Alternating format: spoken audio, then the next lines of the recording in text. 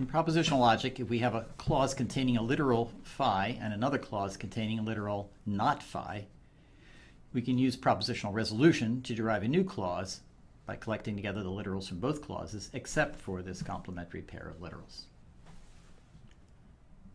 Resolution for Hebron logic is similar, except that the positive literal and the target of the negative literal do not need to be identical. It suffices that they are unifiable. A slightly simplified version of the rule is shown here. Given a clause with a literal phi and a second clause with a literal not psi, such that phi and psi have a most general unifier sigma, we can derive a new clause by collecting together the remaining literals from each of the parent clauses and applying sigma to the result. Here's an example. Supposing we have a clause containing the literal p of ay and another clause containing the literal not p of xb. We can unify p of ay and p of xb with the most general unifier x gets a and y gets b. Hence we can resolve these two clauses. We form a new clause consisting of the remaining literals from each clause, in this case r of y and s of x. We apply the most general unifier to this clause, and we thereby produce the resolvent, namely the clause consisting of the literals r of b and s of a. Okay, we'll see how to use resolution to solve some interesting problems in the next segment, but first we need to refine our definition a bit to deal with a couple of shortcomings of this simplified definition. Consider the two clauses shown here. Given the meaning of these two clauses, it should be possible to resolve them to produce the empty clause. However, the two atomic sentences don't unify. The variable x must be bound to a and b at the same time, and that's not possible.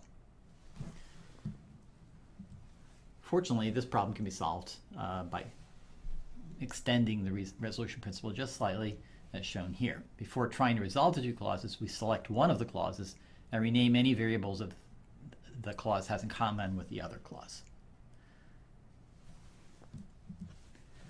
Renaming solves our problem. We simply change the variables in one of our clauses before attempting to resolve them.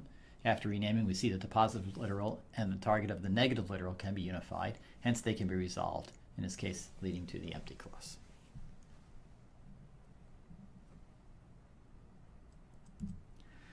Okay, unfortunately we're still not quite done. There's one more technicality that must be addressed to finish the story. As stated, even with variable renaming, the rule is not quite good enough. Given the clauses shown here, we should be able to infer the empty clause. However, again, this is not possible with the preceding definition. The clauses can be resolved in various ways as shown here, but the result is never the empty clause.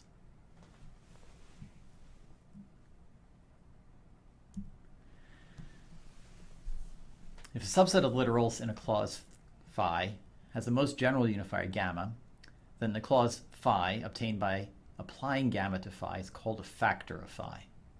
For example, the literals p of x and p of f of y have a most general unifier x gets f of y. So the clause p of x, p of f of y, p of f of y, r of f of y, y is a factor of p of x, p of f of y, r of x, y.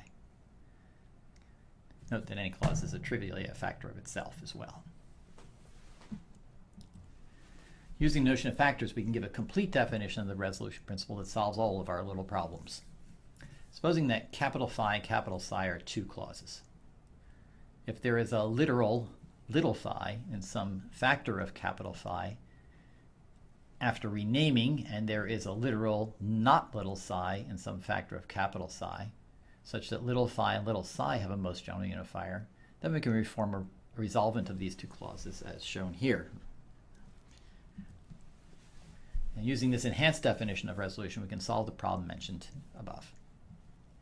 Once again, consider the premise p of x, p of y, and the premise not p of u, not p of v. The first premise has the factor p of x, the second has the factor not p of u, and these two factors resolve to produce the empty clause in a single step.